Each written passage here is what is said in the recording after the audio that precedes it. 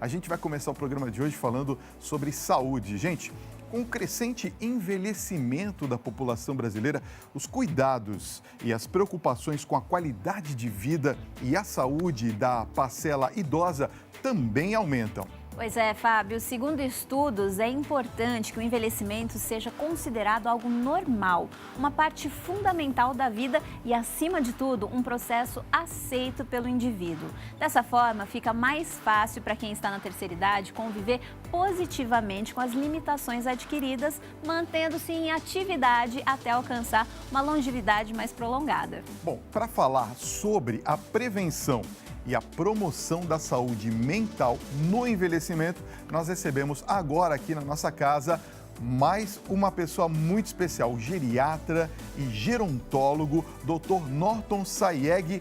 E seja muito bem-vindo, Dr. Norton. Obrigado pela sua presença aqui no nosso programa nessa noite. Obrigado, um privilégio de estar aqui com muito bem-vindo, viu?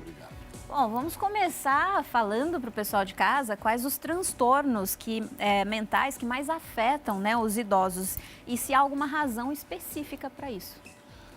Existem realmente algumas doenças ligadas diretamente ao envelhecimento, ou seja, quanto mais idade você tem, maior a sua probabilidade de adquirir.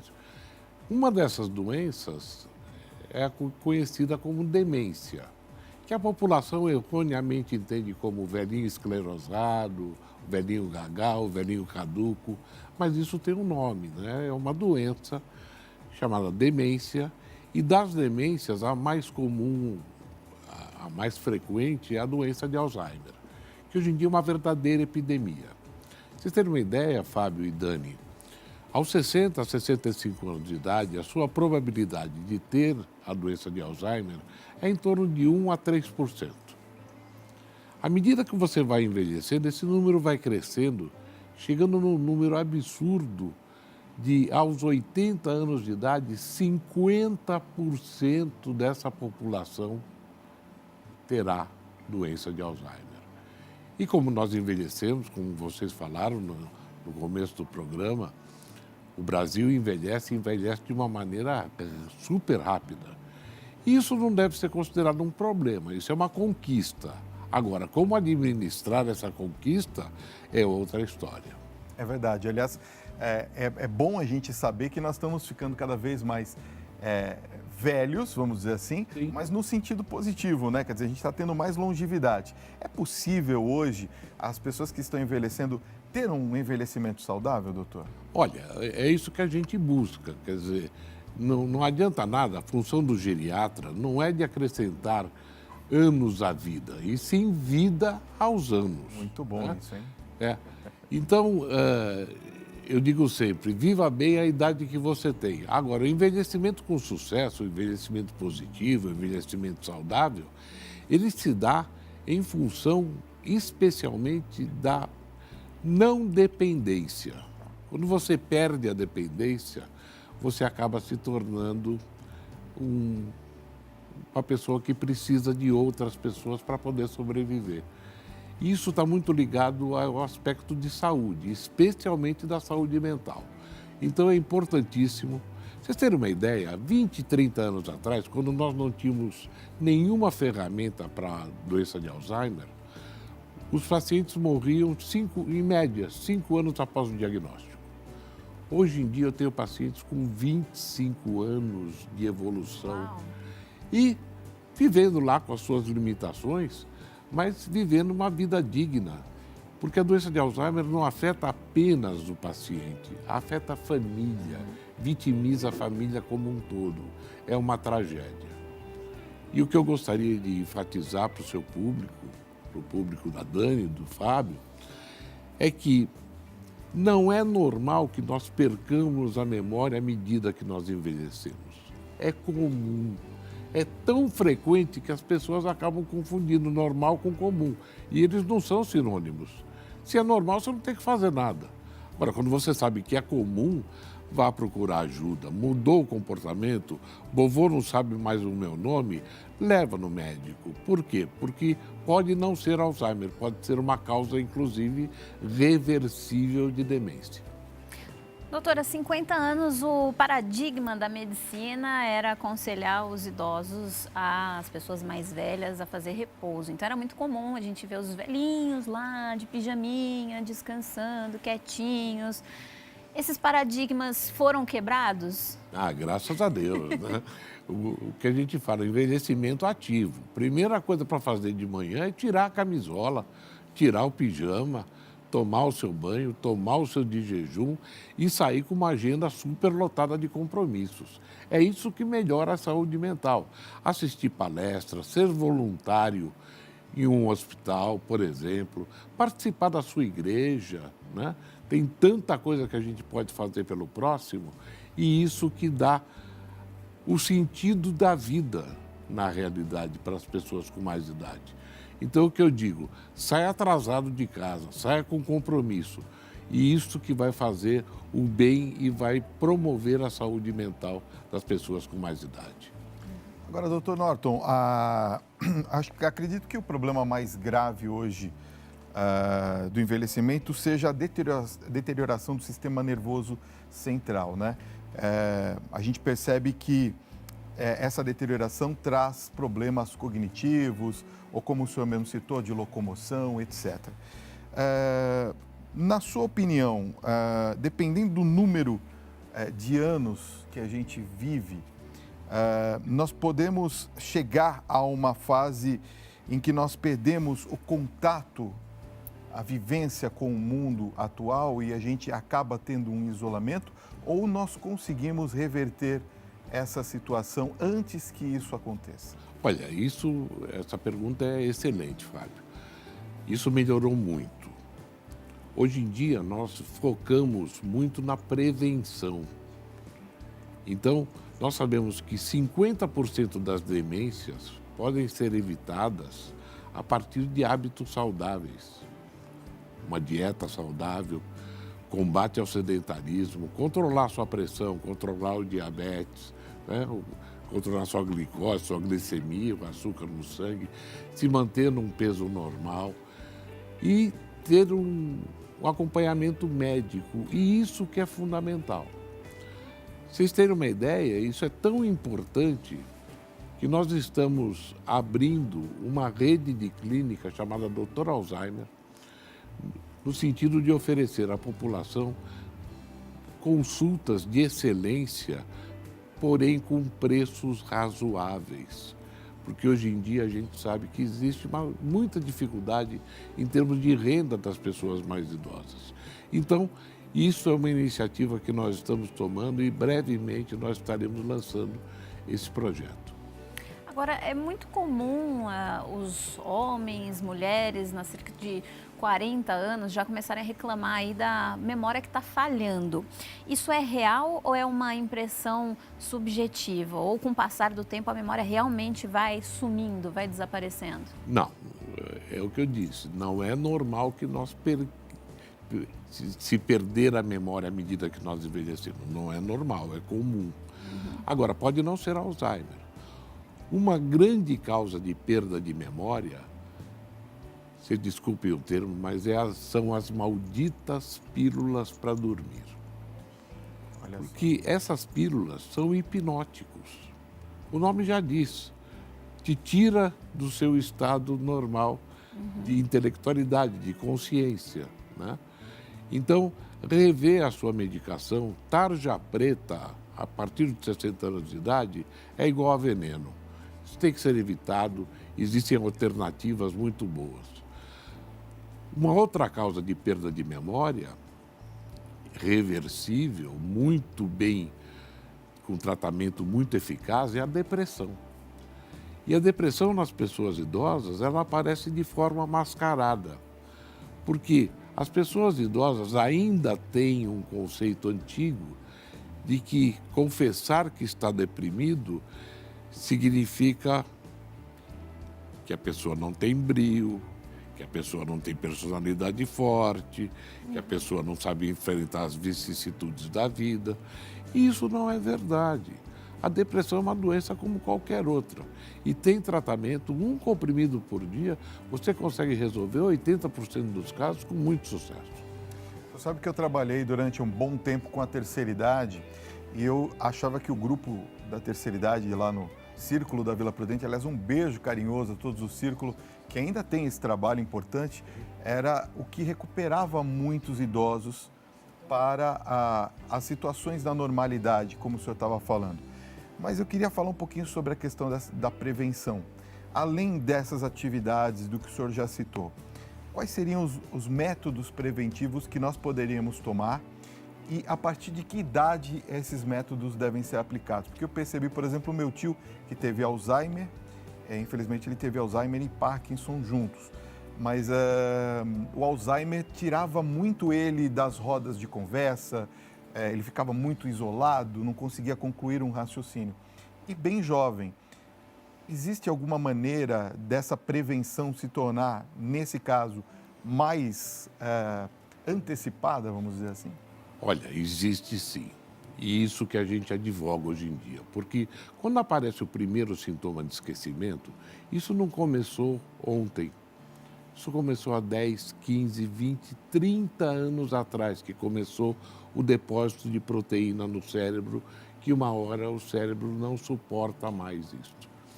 Então, a prevenção se divide em duas partes. A parte medicamentosa, nós temos um suplemento que é exatamente para a prevenção, especialmente dos filhos de portadores de doença de Alzheimer, que têm muito medo de ter a doença. Que hoje em dia, esse suplemento se baseia fundamentalmente em dois compostos, que é o ômega 3 e a vitamina E. E uma série de outras vitaminas que nós colocamos no sentido de fazer o que nós chamamos de neuroproteção. Essa é a parte, vamos chamar assim, de medicamentosa. E tem a parte não medicamentosa, que é a parte de orientação. Então, fazer o quê? Palavra cruzada é bom? É ótimo. Caça-palavra é bom? É ótimo. Mas não é suficiente. O que deveria ser feito? Aprender um novo idioma.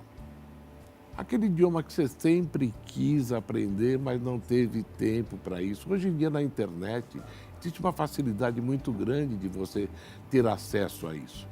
Usar a internet, usar o computador. Se não sabe, não tenha preconceito, vai buscar ajuda. Hoje em dia tem aulas para terceira idade. Minha vozinha de 93 anos está fazendo isso, está Tá aprendendo vendo? a mexer no Maravilha. computador, no WhatsApp, né, dona Ivone? Um beijo para a senhora. Aprender um instrumento, a tocar um instrumento. Então, tem alguns sonhos da juventude, da fase adulta, que não foi possível realizar por uma série de motivos. E é nessa hora que o dia não pode ficar muito longo, gente. Se você não tiver uma atividade, realmente a pessoa fica sentada olhando para a televisão, nem está assistindo o que está passando, olhando para a televisão e passa ali o dia inteiro. Isso não é bom, né? Tem que ter uma atividade mental para estimular a sua intelectualidade. Muito bom. Bom, a gente está recebendo várias mensagens de participação, pessoal de casa mandando aí suas dúvidas. Você que ainda não mandou, pode mandar no nosso WhatsApp, DDD 11 950 33 6870, está aqui na telinha. Eu vou pedir licença para o senhor um minutinho e volto rapidinho aqui. Muito prazer. Tá? Que eu quero dar um recado para você que está em casa. E a gente continua agora aqui o nosso Mais Vida com o geriatra e gerontólogo, Dr. Norton Sayeg. E você aí de casa, não esqueça de mandar a sua pergunta, participe, tem muita gente já mandando. Nosso WhatsApp mais uma vez aqui na telinha para você, DDD 11 950 33 6870. Tá aqui no vídeo para não ter erro. Esse WhatsApp é exclusivo aqui do nosso programa. Como é que estamos de participações, Fabinho? Muitas participações. Já vamos começar com uma pergunta que vem lá de Sorocaba, doutora. É a Thaisa que está mandando. Ela diz assim: doutora, eu sou cuidadora de idosos. Já vi muitos falecerem por falta de vontade de viver ou até de não aceitar a sua situação atual. O que eu posso fazer é aconselhar para ajudar quando estão nessa situação. Eu sinto que a força do pensamento os levam à morte, infelizmente. É verdade isso, doutor? Sim, a Thaisa tem toda a razão. Mas isto normalmente está ligado a um episódio de depressão. Então, é o médico que tem que fazer o diagnóstico e medicar a depressão. Essa tristeza não é normal. Não podemos aceitar isso. E é incrível, Fábio, é incrível, Dani, como o tratamento da depressão é efetivo, é eficaz e muda completamente a pessoa. Eu tenho, por exemplo, uma paciente, para ilustrar, uma escritora muito famosa que estava deprimida e parou de escrever. Começou o tratamento, 40 dias depois ela voltou e hoje em dia escreveu mais de 5 livros. Quer dizer, resgata a vontade de viver. Então, Thaisa, leva no médico, se não puder ter acesso a um geriatra, a um clínico geral bem informado, conta o que está acontecendo, que provavelmente ele vai ser sensível e vai medicar esse paciente. A Débora Gomes, de Rio Pomba, Minas Gerais, ela disse: boa noite. Existe Alzheimer diferente? Digo, alguns progridem muito e outros não? Na realidade, existem 2 formas de doença de Alzheimer. Uma chamada familiar, que é trágica, altamente hereditária, e os sintomas começam com pacientes jovens. Eu tenho pacientes com 40 e poucos anos de idade que já têm Alzheimer. E os filhos, invariavelmente, estão mais propostos a terem essa doença. Porém, graças a Deus, essa forma familiar é apenas 5% de todos os casos de doença de Alzheimer. 95% é ligado ao envelhecimento.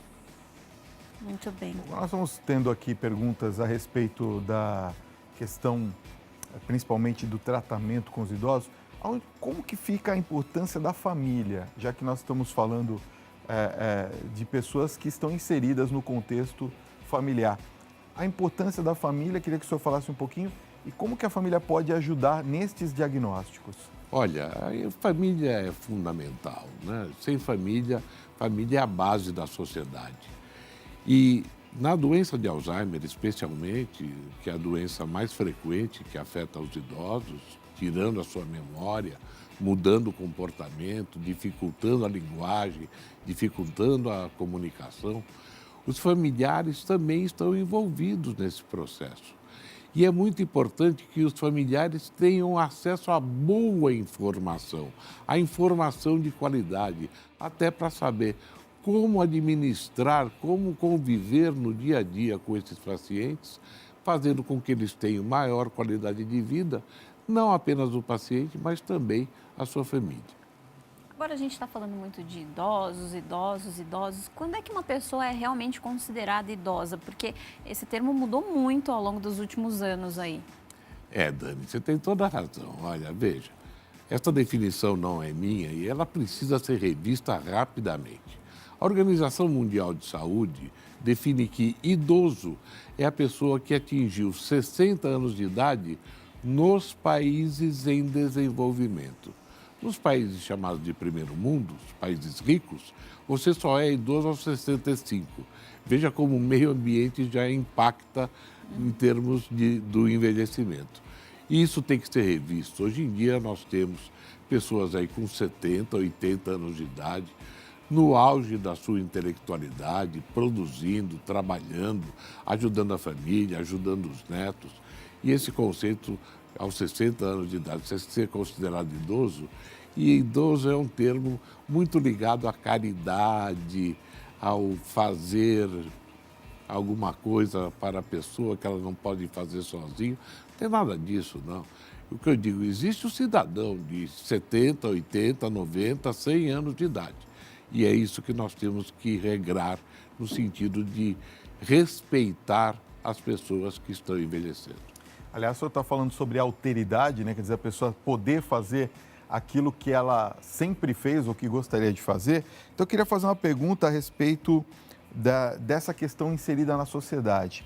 A atenção com a saúde mental do idoso favorece uma maior autonomia, vamos dizer assim, da sociedade brasileira nas próximas décadas? Ou seja, o que a gente pode esperar, já que estamos tendo cada vez mais uma longevidade maior?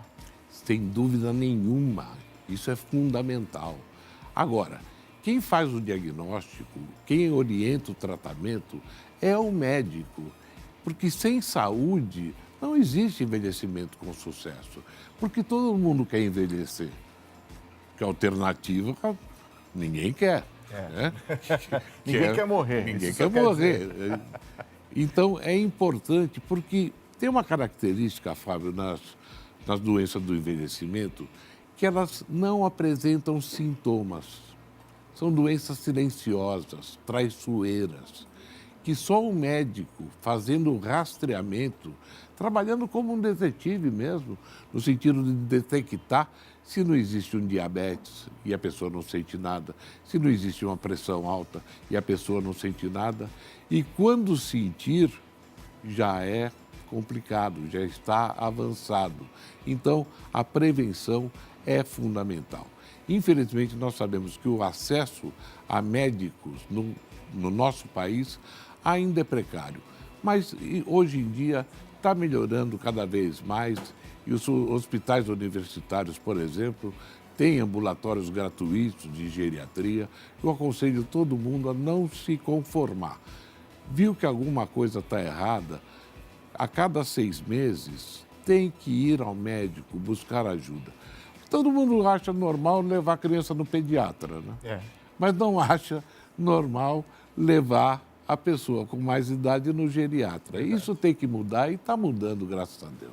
Ainda bem. Ainda bem. Doutor Norton, infelizmente nosso tempo acabou, mas nós gostaríamos de agradecer a presença do senhor aqui no programa e convidá-lo a voltar para esclarecer mais dúvidas, porque o nosso WhatsApp está assim, ó, de perguntas do pessoal de casa. Viu? Foi uma honra, um privilégio estar com você aqui, Dani e Fábio. Obrigado. Olha só, quem quiser entrar em contato, o DDD é 11, o número é 99903-9395 e o site para mais informações é www.alzheimermed.com.br, igual está aqui na telinha. Certo, Fabinho? Certo, obrigado, doutor, pela sua presença.